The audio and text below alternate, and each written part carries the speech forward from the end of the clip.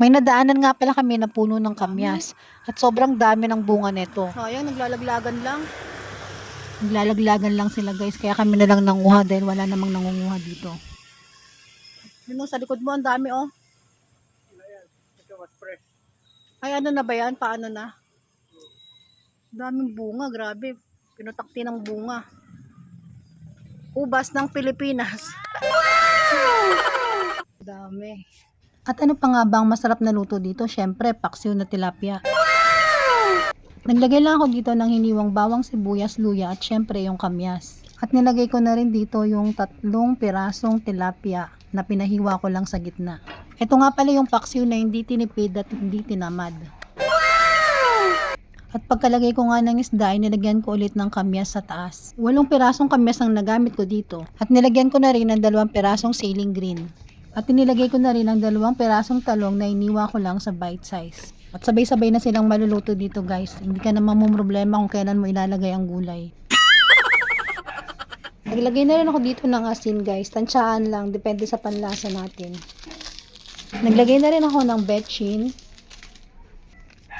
At inilagay ko na rin ang pamintang pino. At kalahating tasa ng criminal water. Naglagay din pala ako dito ng konting sukang tuba.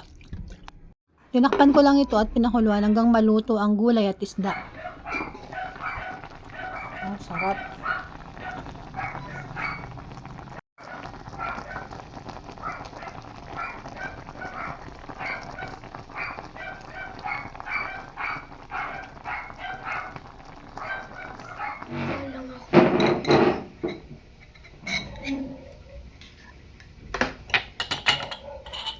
Huwag na ako. May baso ako dito. Mainit yung ito. Lang. Kamyas.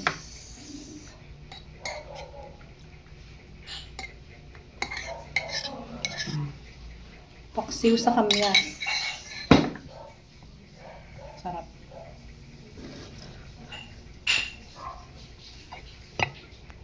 Chili.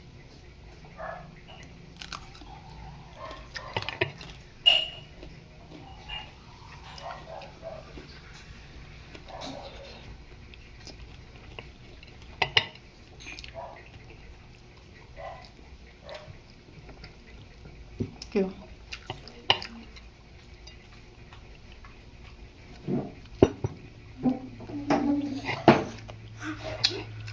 Asam ng kamyas.